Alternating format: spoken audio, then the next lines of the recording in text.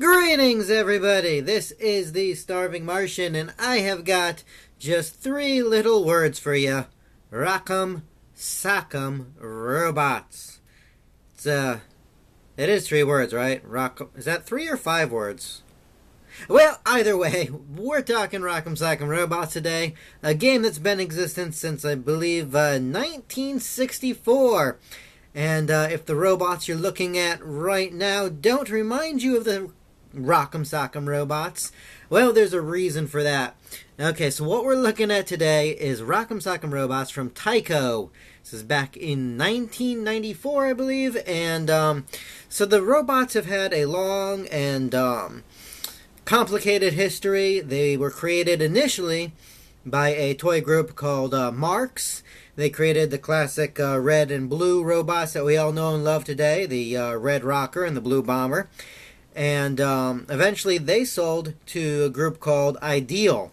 Now, while Ideal owned the Rock'em Sock'em Robots, Star Wars became a thing in the late 70s, and so they changed it from Rock'em Sock'em Robots to Clash of the Cosmic Robots, which I guess made sense at the time, and when they did that, they gave both robots a radical redesign. There were new colors, I believe dark blue and orange, and a new head sculpt for each one. Now, eventually, long story short, Ideal sold to Tyco, and when Tyco got their hands on it, they changed it back to Rock'em Sock'em Robots, and made one a blue robot with one of the new head sculpts, and the other one was a silver or gray robot with the classic Rock'em Sock'em Robot head sculpt to it. And that is not what we're looking at today. Now, okay, so I know we're looking and we see the blue robot and the silver robot, but when you actually open up your travel size Rock'em Sock'em Robots, you get something a bit different.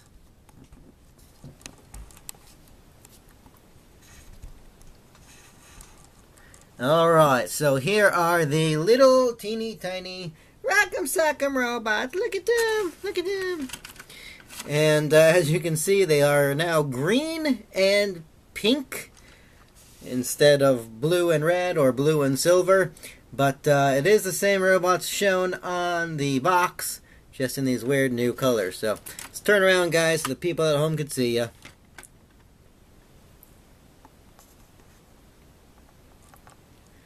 Alright, so here are the Rock'em Sock'em Robots from Tyco from 1994 in their miniature travel edition. And their names, by the way, the green one is Bolt Crusher Bob, and the pink one is Gear Grinder Greg. How do we know this? Well, again, if we go back to the box we started off with and turn it around, there they are there, and there's our little clip and save tech specs. And as you can see, the box assumes that they're still going to be blue and silver. The reality is something quite different. But these are adorable little guys. If you like the Rock'em Sock'em Robots, you have to get some kind of pleasure out of seeing this. So this guy here, you can see he's got the classic profile here, the Rock'em Sock'em head. Oh, and I knocked his block off. Simply push down and forward, and they're ready to go. Now, this does not work. This does not operate the way that most Rock'em Sock'em Robots do. Whenever they make a travel size or a miniature version of them, they have to make some changes to compensate for the fact that it's just harder to put all the little gears and whatever inside. So, you'll notice these guys have their hands outstretched in a I love you this much kind of position, and the arms are immobile. In most Rock'em Sock'em Robots, the arms will punch up and down, but these guys, the arms don't move at all. Instead, they got a waist pivot, and so they'll slide along here just by moving this bit, and then this piece here, you push back and forth to swing around. And so their gloved hands are perfectly aligned with their opponent's chin. let's see. Yeah, it's about as straight as we're going to get this angle. And so the idea is it can go shifting across the board, back and forth, in and out, and then BAM! Knock their opponent's block off with a well-placed swing. So it works different than your regular Rock'em Robots, but the end result is the same. I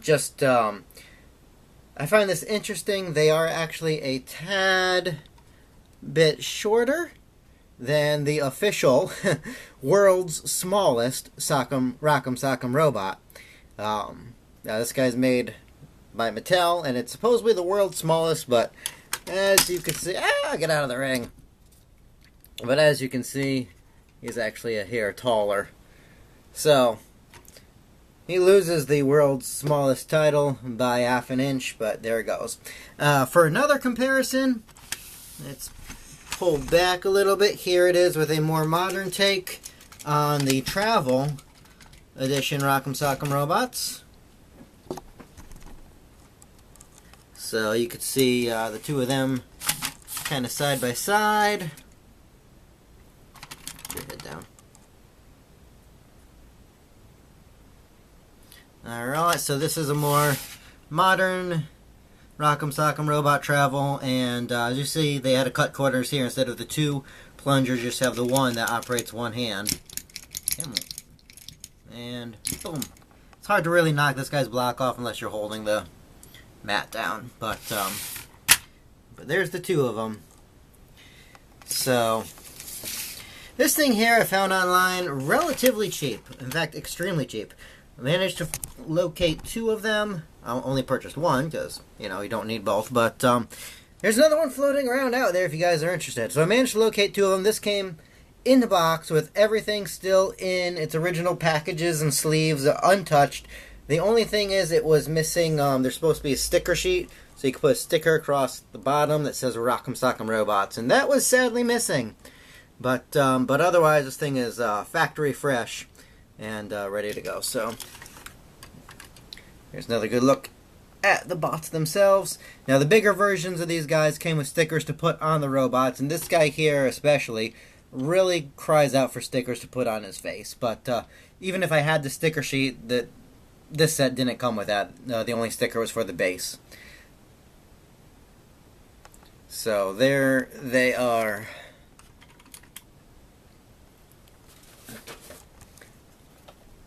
Alright, now, since I got you anyway, let me read you a little bit of their bios. Bolt Crusher Bob, our green one here.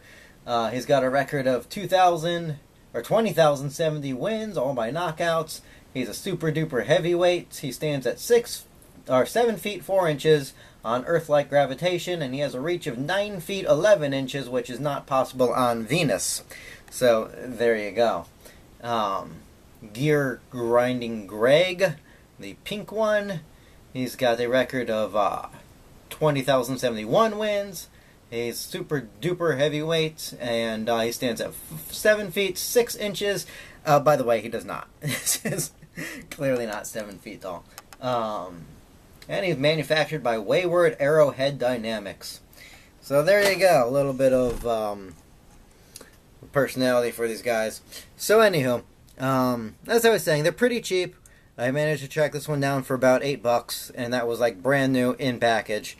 And altogether, if you add shipping, you'll probably be able to pick yourself up one of these for $12 to $15. It's not a bad little travel Rock'em. Once you assemble it, and you do have to like screw in some bits, once you assemble it, you're not going to be able to put it back in the box. So if you are traveling with it, you want to find a safer container to put it in.